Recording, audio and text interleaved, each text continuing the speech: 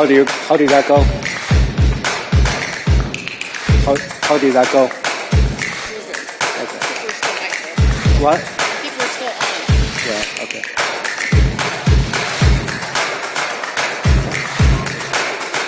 Okay.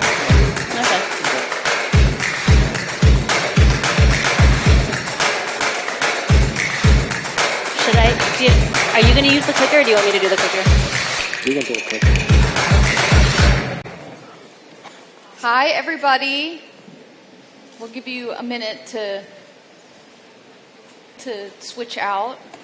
This will be much more fun than privacy, I promise. No, I'm just kidding. He's still here, so... I'm not a fun person.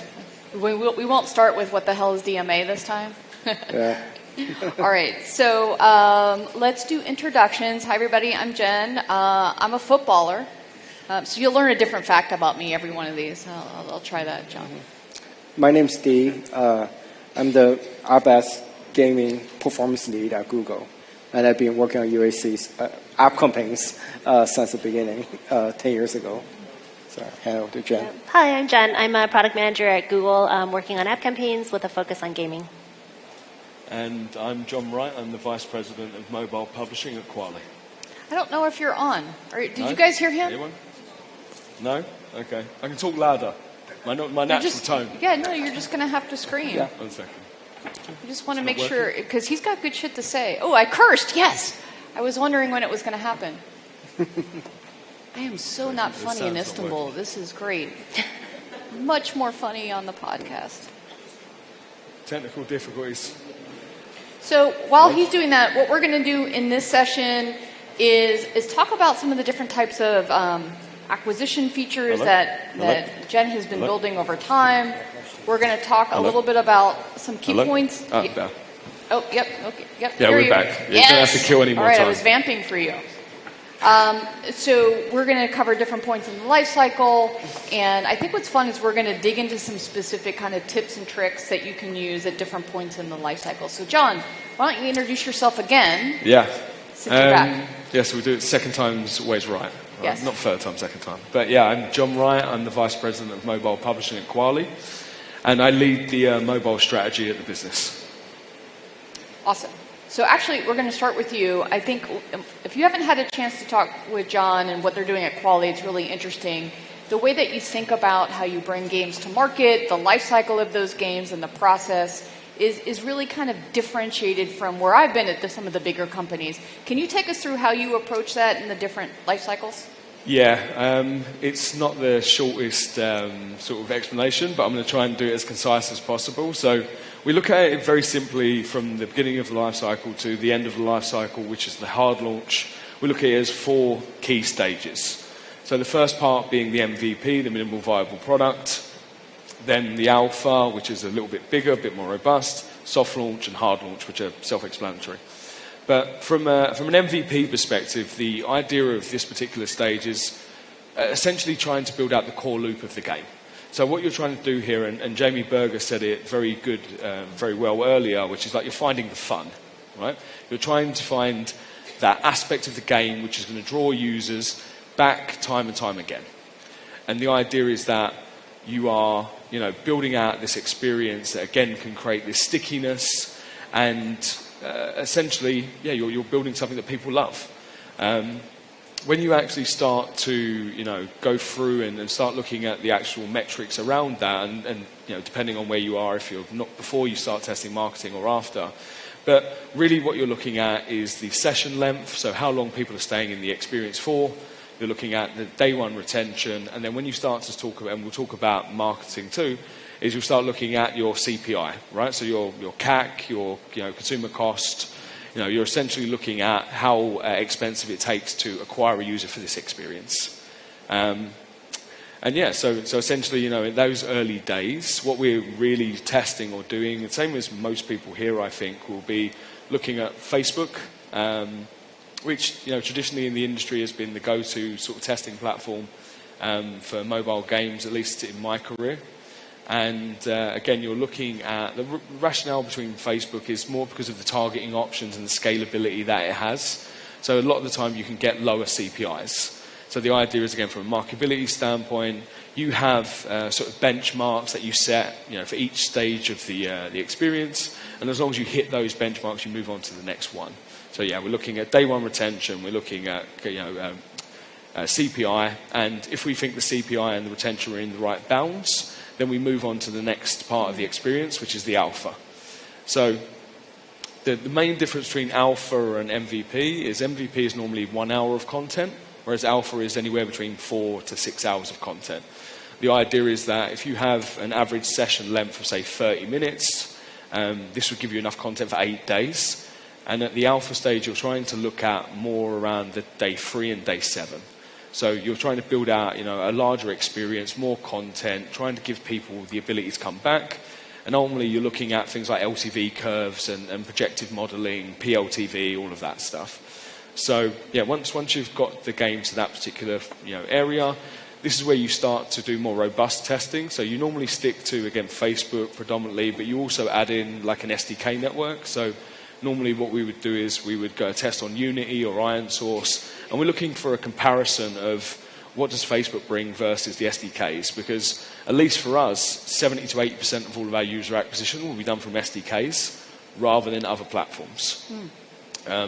So yeah, once we get to the game into the point where we think, the day 3 and the day 7 are starting to, trend upward, trend down, but the idea is that it'll be a positive LTV curve, something that looks quite long, something that we believe can go to the next stage. Then this is when we start again going to the final stages, which is around soft launch and hard launch. So soft launch predominantly is just an area where you start to add more channels and you start to have a more robust view of what the users are and the quality of the users.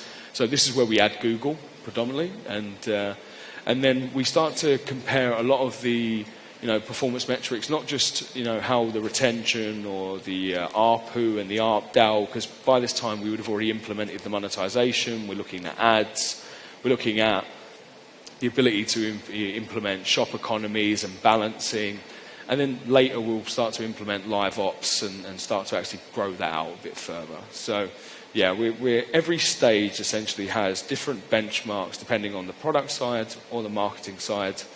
And yeah, ultimately at the end of that, if we add all of the networks, and obviously with scale comes cost and CPIs go up as you continue to scale. So yeah, at that point, if we add loads of networks, we add Google, we add DSPs, we add TikTok, if we feel like all of those channels and we add both OSs, all the countries, the transition from soft launch to hard launch is basically just a phrase. It's just, there is no difference anymore. When I got into this industry, we would talk about like burst campaigns and the ability to get something to the top of the charts really quickly. It's not like that anymore. Like if you look at some of the great games in market now, like Pocket Champs by Madbox, it's been live for 18 months and it's a steady curve like this. And that's really what we want. We don't want these short, sharp experiences and burning through them within 3 months. We want to stagger it over a long time to ensure that the games are going to be evergreen. So I think I said a lot. No, that's great. I think it's just interesting coming from my past where it was the shark fin, it was the burst to the top, and then you write it down because the organics that you would get from being at the top of the charts K-factor. Mattered. But now that there are no charts, so that doesn't matter quite as much. Interestingly, though, we do still calculate K-factor. So we have like a bunch of internal tools, PLTV modeling. Our UA team who are here actually, use some tools to actually do predictive LTV based on different UA sources, and we use that in our data.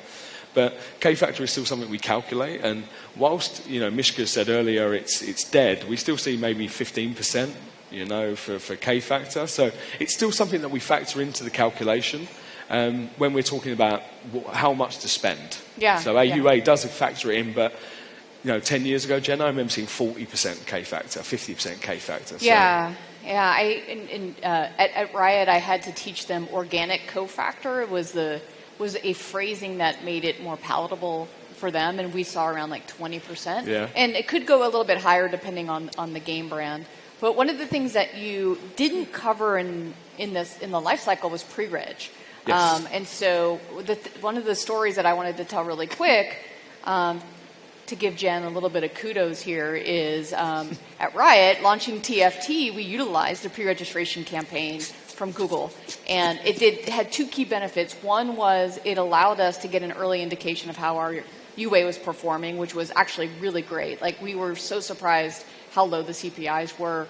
And so that was like a really good indication for launch. The second thing is we were able to move people into the closed beta. And we were able to do that in the regions where we needed to do that. Because TFT was a very regional specific game, it was the first time an auto battler had really come out on mobile in that way and it was Riot's first ever mobile game launch.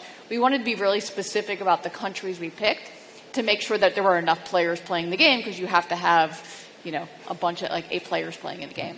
So kudos, 5 stars. That's my rating for you on that product. Thank you very much. So what else? So we covered, all of the different stages of the life cycle. How do you kind of line up your products from Google against some of those? Yeah. Google offers a number of different products kind of across product areas to really help throughout a game life cycle, from everything from pre-launch to launch and post-launch. So I guess for starters, we recommend integrating the Firebase SDK early on in your game development. There's a number of different products that Firebase actually has that are quite useful. So Firebase app distribution, for example, makes it really easy for developers to distribute pre-release versions of their games to trusted developers, and then they can get some valuable feedback before a wider release. Firebase Crashlytics is also super, super useful. It gives you insight into stability issues and bugs, which is obviously quite important in the early game stages, right? Before you launch, you want to know what could go wrong, right, before you release something into the wild. So, this Firebase Crashlytics product really allows you to figure that out and make sure that, gamers are going to have a really good experience. And then finally, Google Analytics for Firebase is really important just from a first-party data perspective. So it really collects all that first-party data that you need to measure in-app events and really understand player behavior beyond the install. So that from that perspective, it's also very, very helpful, not only for game development and understanding users, but also once you start getting into user acquisition and need that data, to feed Google app campaigns, for example. Google Play obviously is a great place, for game developers, and during the launch period. You talked about the pre-registration product, which is usually run within the first 3 months before a game launches. Really is used to build hype and get people excited, particularly for hardcore games. Captures early interest, when a game launches. Open testing is a product that you also spoke a little bit about, closed testing, open testing, which really allows developers to make a game available to a broader audience who can really help test the playability and overall funness of a game before it actually launches. And at this stage, kind of in the open testing stage, you can also start thinking about, how do you want to monetize your app? How do you think about user acquisition for your app and things like that? So, with those stages in Google Play, we obviously on the Google Ads side have complementary products to help support through those different lifecycle phases. So, Jen, you spoke about app campaigns for pre-registration, which helps with that pre-registration burst to get people in early. App campaigns for installs supports both open testing apps as well as new apps. So you can engage with users who are more likely to complete an install, a post-install engagement, things like that. And then actually we do have a product for re-engagement. So once an app is launched, you can run an app campaign for engagement to help advertisers or help re-engage with customers who have installed your app. So yeah, those are the Google Ads products. And then finally, obviously, we have our UA products, but I would be remiss if I didn't mention Google's offerings to help developers maximize their monetization strategies. So, a lot of games historically were primarily IAP focused. I think we've seen a huge shift in the last couple of years over to hyper casual and now hybrid casual. And so AdMob, has been really, really important in helping developers set up kind of a more holistic monetization strategy. So yeah, recommend using that as well. Lots of stuff. Yeah. You use all those, John? Pretty much. I'm going to look down to Aisha and Senna from my team and say, just nod, guys. Yes. Yeah, we do. Yeah. Great. Thanks. So let's zoom out a little bit, John. And I know you use all of the Google products, but what else are you seeing across some of the other networks? What are you using? What are best practices? Yeah, I know we spoke about this offline as well, Jen, but from my perspective, I feel like a lot of the networks are predominantly SDKs, but some of the other smaller companies, everyone's smaller than Google, right? So, but I feel a lot of people have developed a lot of interesting sort of ROAS optimizer-based tools. So, like 7-8 years ago, I was the person behind the scenes that was doing like the bid level optimization on the source levels, right? So I was going to different countries, going into the campaigns, looking at the quality of that particular source, which is an app, and then I was making adjustments, manually. Now, you have all of these companies, basically, you just plug in your day 3 goal or your day 7 goal, and it will optimize towards that. So, Unity, IronSource, and AppLovin all have this particular technology, and a bunch of other people do too. I mean, interestingly, I found out that, so opposite to what you're saying, Jen, we're seeing more we were an ads-first business, which meant that, hyper-casual predominance, which was doing 95, 98% of revenue through ads. So we had really good modeling and LTV prediction based on ad revenue data rather than in-app purchase data. And I think a lot of the people in this room will be learning more casual sort of strategies that will allow us to do more in-app purchase. But Unity told me last week they're doing an in-app purchase-based ROAS optimizer now rather than just trying to optimize towards paying users, which ultimately for King and the big casual guys has always been the goal, right? Percentage of paying users. So that's definitely one thing. Apart from that, I guess, it's more to do with the other sort of, the other parts of the industry that maybe are getting a lot more sort of focus right now. We know TikTok has got a lot of mentions recently, in terms of like, especially from a virality element. So if you're able to create a particular trend or something that sticks, Dumb Ways to Die made millions of users off the back of some sort organic of smaller post, campaigns. Yeah, exactly. I mean, the thing is you can't plan for that. Virality is not something you have a strategy for. It doesn't work. But you should have it as part of your strategy and hope, right? It's like a hit and hope strategy. But yeah, I mean, apart from that, I have a friend at a company that rhymes with something flicks, and they had a virality a moment with one of their games, and he was telling me that he was being challenged to like repeat the virality, and he's like, that's like the definition of viral. Like you kind of, if we could make it, we would all make it. Like $1 billion idea if someone can actually build something to do this. But apart from that, I would say Apple Search Ads is potentially one of the more fastest growing sort of elements. And CTV. Not to crap on Apple Search Ads, but have you found them to be successful? No. So this is growing, but I'm not seeing the results yet. Yeah, it's the interesting thing about that platform is everyone's like spending on it, but they feel grossed about it because they can't actually see the data that shows. And they're like, well, it's defensive, and it's like, well, but is it really? So yeah, I don't want to get into the. To the crux of that, to be honest with you, because I know we're at a competitors event, but I've got friends at Apple, so if any of them are here. We're being recorded.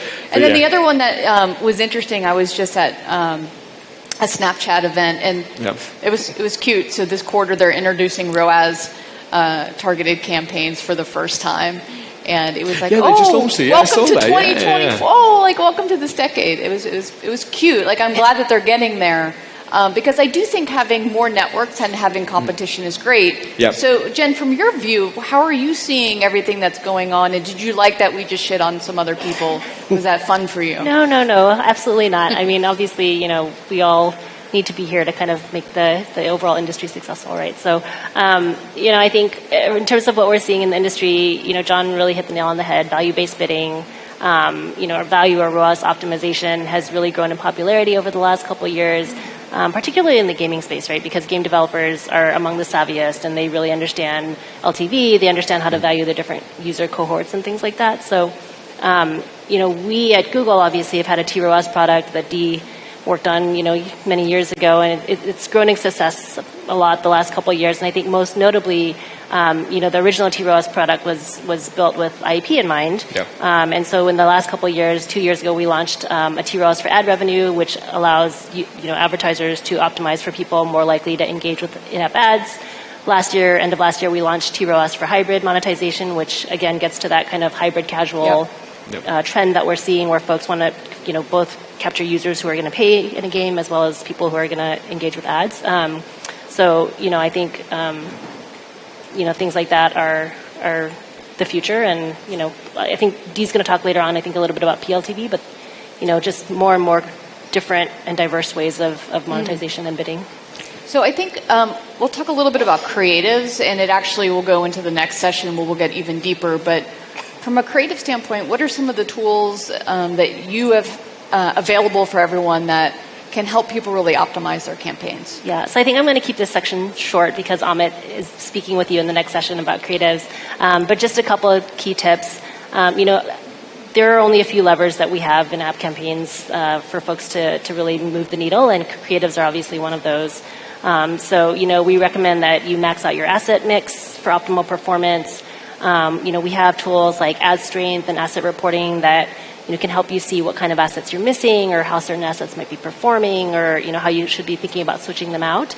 And we're just continuing to expand our different tools and reporting and testing capabilities to help with creative optimization. And again, Amit's going to talk a lot more about that in the next session, so please stick around for that. Cool, thanks. All right, Dee, it's your chance to shine in this panel. Last time we threw DMA at you. Okay. So now let's get you into your start expertise. traumatized. Yeah. Okay. I think we're all traumatized. Yeah. Okay. From DMA. So tell me about your products and what you've got building. It's exciting to have kind of like Batman and Robin. Which one's Batman and which one's Robin? And it depends on who you ask. Yeah, no, we work together. Yes. Who am I? Who am I in this situation? The Joker? You're the little... I'm Alfred, because I'm British? Yeah, you're Alfred. That is, yes. I take offense to that. Yes. Yeah, as Jen said, right, we've been working on, really focused on ROAS for the past few years. We launched the IAP ROAS around 2020, I believe. Then 2022, we launched Ads Revenue ROAS. And end of last year, we launched the hybrid ROAS, which was actually very complicated because oftentimes, right, as a game developers, if users start making purchases, you reduce ad load or complete an ad load, right? So it actually turned out to be very hard to model that relationship, but we were able to do it. So those are the various investments we're making in TROAS. Do you want to get nerdy about PLTV? I was bugging you guys earlier about... I know, I teased PLTV earlier.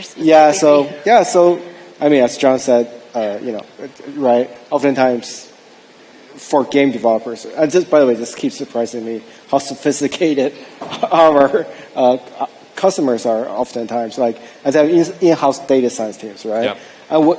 And as a UA marketing performance stuff, you really... I mean, LTV means long or lifetime, right? And you really want to know how much those users are worth to you very early, right? So a lot of shops have developed their own predictive LTV model. So you can, and then now actually a lot of advertisers are successfully using that model with TROAS, right? So instead of passing us real IAP values, if you're at 3 or 7 days or whatever, you can have a good PLTV prediction. You can pass those back to Google Ads campaigns, right? And we're optimized for that. One thing I would say is that it's very hard to actually have a very good PLTV model. Yep. So if you don't have a data science team, don't try it. But if you do, and if you're pretty confident in your model, this actually can work really well. I think one of the main advantages I've seen with PLTV, and I think it's true for why it was developed in the first place, is that it dramatically shortens the window for your own measurement, right? So if you set a PLTV and say 3-day or 7-day window with app campaigns, then within that window, 3 or 7 days, you can start seeing how well we perform, right, relative to your goals. And this allows you to tweak creatives, bids, budgets, such that it will help you achieve your monetization goals. Got it. Well, thank you guys. That's all the time that we have. It was great to hear some of the new products. And John, congrats on everything you got going on at Quality. Lots of great stuff. Wow. Thanks, everybody. Thank you, everyone. Good job. Good job, team. Batman and Robin. Thank you, Jen.